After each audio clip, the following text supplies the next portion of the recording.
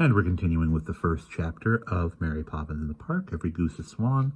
Mary Poppins has just finished telling the bank's children a story. The end of the story died away. Mary Poppins sat still and silent.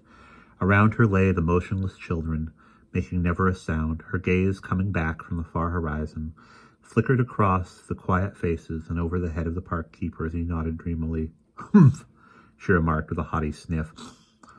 "I recount a chapter of history, and you all fall fast asleep." "I'm not asleep," Jane reassured her. "I'm thinking about the story." "I heard every word," said Michael, yawning. The park keeper rocked, as if in a trance. "An explorer in disguise," he murmured, "sitting in the moonlight in the midnight sun and climbing the North Pole." "Ouch!" cried Michael, starting up. "I felt a drop on my nose." "And I felt one on my chin," said Jane. They rubbed their eyes and looked about them.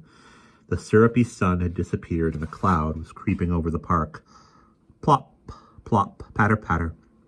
Big drops drummed on the leaves. The park keeper opened his eyes and stared. "It's raining!" he cried in astonishment. "And me with no umbrella!" He glanced at the dangling shape on the bough and darted toward the parrot. "Oh, no, you don't," said Mary Poppins. Quick as a needle, she grasped the handle.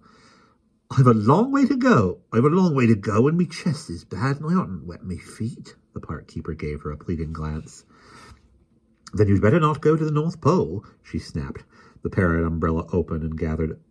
She snapped the parrot umbrella open and gathered up Annabelle. "The equator, that's the place for you." She turned away with a snort of contempt.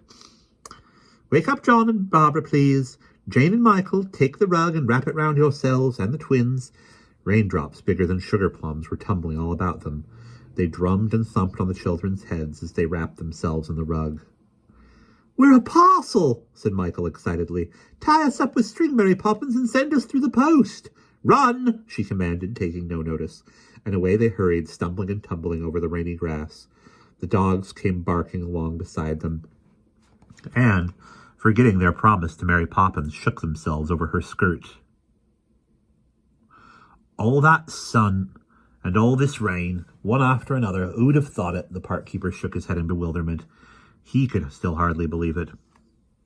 "An explorer would," snapped Mary Poppins. She gave her head a satisfied toss. "And so would I, so there."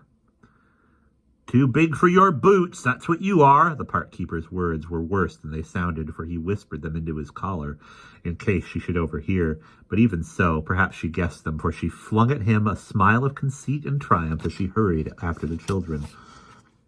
Off she tripped through the streaming park, picking her way among the puddles, neat and trim as a fashion plate.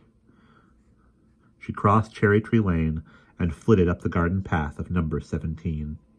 And we'll pause there.